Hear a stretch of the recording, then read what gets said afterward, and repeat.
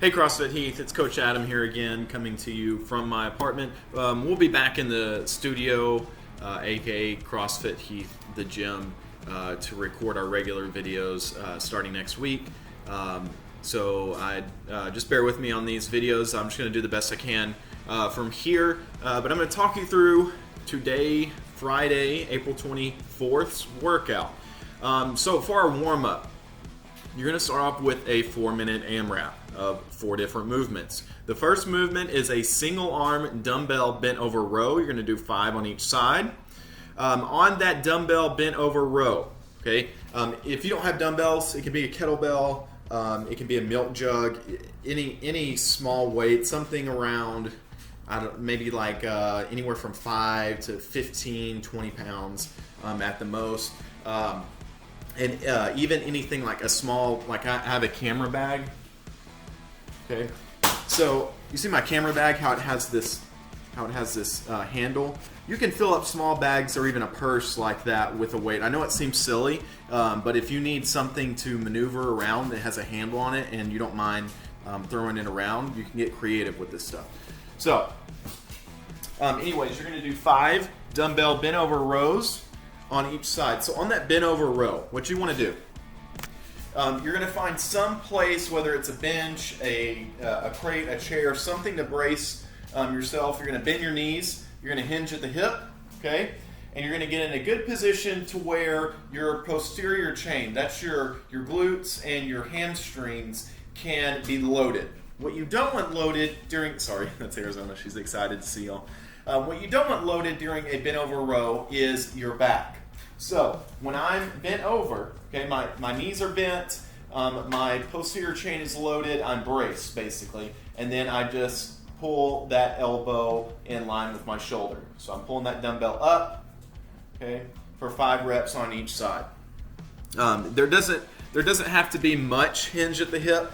Okay, you don't have to be bent all the way over at a 90-degree angle, but a slight bend in the knee. Keep that back straight, but you want your torso, you want your posterior chain, your glutes and your hamstrings loaded. You don't want your back loaded, okay? And what I mean by back loaded, if I'm at a 90-degree angle, okay, and I'm picking something up, all the stress of that weight is going to my spine, okay? That's what happens when your posterior chain, your glutes and your hamstrings are not activated or not contracted, okay? Then your second movement is a single arm Arnold press. So with Arnold press, you have a dumbbell or a kettlebell in your hand. Your wrist, your palm is facing your hand, okay?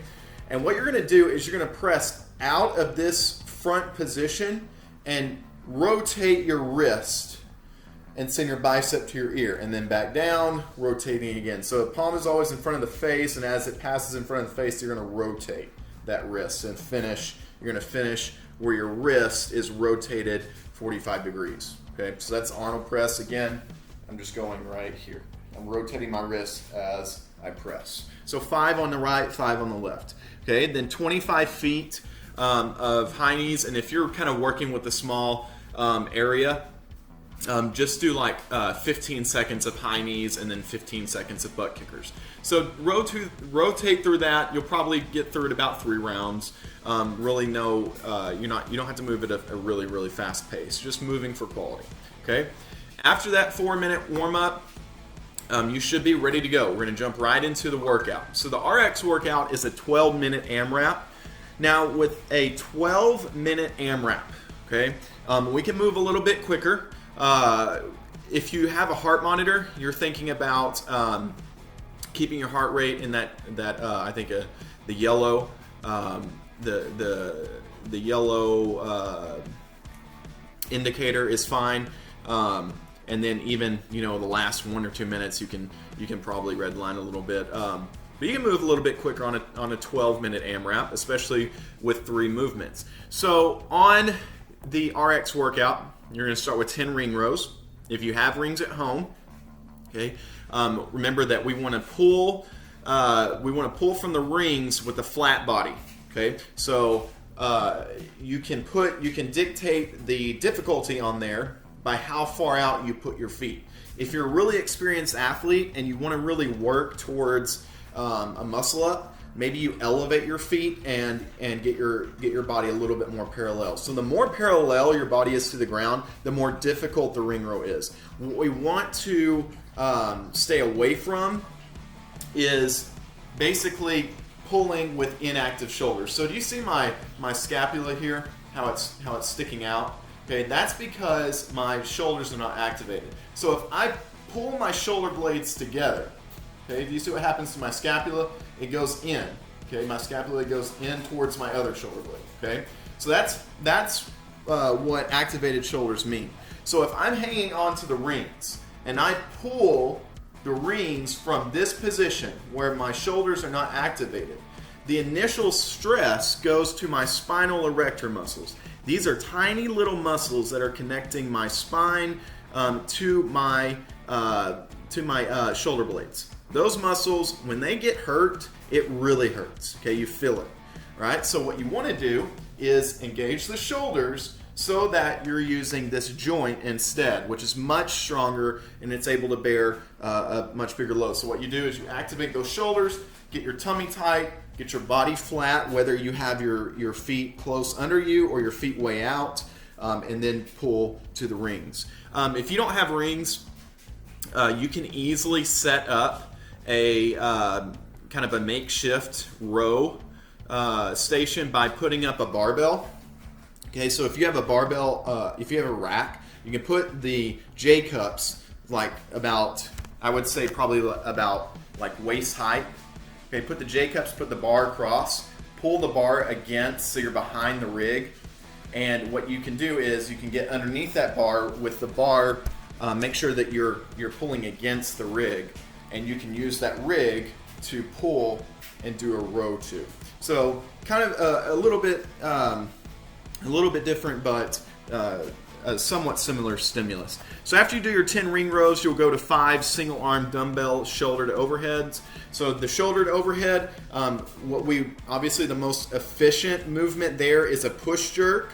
Okay, so you're going to do 5 on the right. You're going to dip, drive, drop, and catch. Make sure you stand up. Okay, and 5 on the left. Again, dip, drive, drop, and catch. That's going to be the push jerk is going to be the most efficient movement there. The next most efficient movement would be the push press. That's just dip and drive. Okay, instead of dropping, you're actually pushing the dumbbell up. And then the third most efficient movement, of course, would be the dumbbell strict press. So if you don't want to use your legs at all, you can be my guest and do the strict press, but that's not going to be fun after about 3 minutes. And then you'll end your third movement. It's going to be a 50-foot shoulder run. So you want to go, if you're measuring it off, you want to go 25 feet out, 25 feet back. Okay, it should be pretty quick. You want to split that run in half so that when you come back, you're already at your equipment again.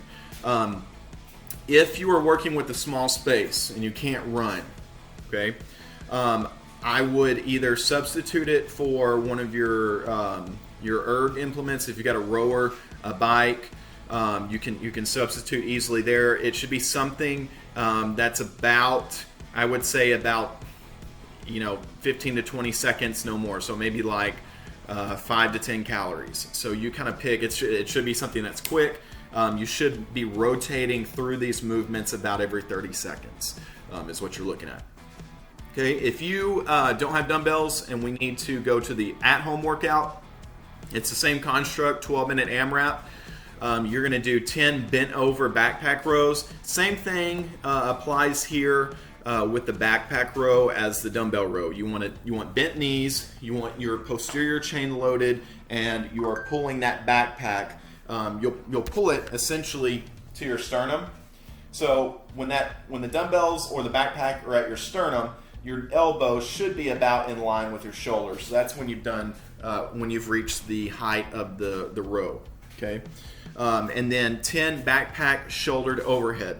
So with your backpack, depending on how much weight you've put in it, and sometimes I don't use a backpack. I use a weighted vest for something like this. So let me show you my weighted vest.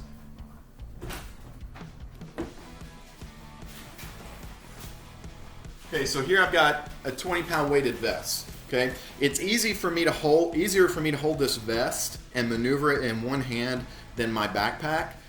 So if you want to play around with the weighted vest, that's fine. But if you're maneuvering your weight with one hand, I would go with some type of grip that's comfortable for your elbow, for your shoulder, and essentially you're just going to do the same thing. You're going to do a push jerk, okay, and get it overhead and up, and then you would switch to the other side, okay. If your backpack or implement is something that you need to use with two hands, okay, we just want to get that in the front rack position, okay, something safe, and then of course you're going to push jerk it up and come back down. Okay. I know it's kind of silly, but work is work. Okay, if you're doing work, then that's exercise. Don't worry about how you look, especially right now. Okay, when you finish, okay, you have an optional finisher. You're going to go through 3 sets for quality. You can rest as much as you need between these sets of 3 different movements. 10 Romanian deadlifts. Okay, those are RDLs. And it says 10/10, so I'm assuming they want you to do 10 on the right, 10 on the left with your dumbbells, or no weight at all. So a Romanian deadlift, a single leg Romanian deadlift, looks like this.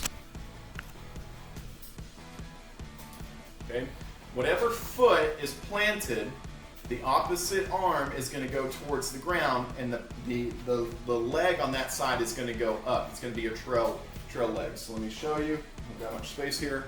Okay, just going to go down, touch the ground, come back up. Okay, other side, go down, touch the ground, come back up. Okay, so of course if you're holding a weight, you would just send that weight to the ground and then come back up. If you are doing just a regular RDL, that's just a straight-legged deadlift. So what you'll want to do is let me pull the camera down a little bit so you can see. You're going to keep your legs straight. Okay. You're going to send your butt and your hips back as you go down, keeping that spine neutral. You're going to go about to mid-shin and then come back up. Okay, so you're essentially lifting and squeezing your butt without bending your knees. Okay, so that's a stiff-legged deadlift. RDL, same thing. The arm haulers, that's the movement where you're laying in the prone position on your stomach on the floor, and you're basically doing a jumping jack on the floor, kind of like a Superman. So you're going to go from this position, arms are going to go all the way back behind you and touch, and then back. Okay, and this is all laying in the prone position on your stomach. You're going to do 20 of those, and then 60 body weight Russian twists, and then the AFAP means as fast as possible. So with body weight Russian twists, boom, it's quick. Okay, so you're working a little bit on that fast twitch movement. In CrossFit, we don't really move at a sprint speed very often. So whenever you see that AFAP, really take advantage of it and move quickly. Okay, pick up the speed a little bit. But again, rest is needed between those sets, and make sure you have fun and enjoy this workout. And again, we can't wait to see everyone back in the gym. All right, thanks guys.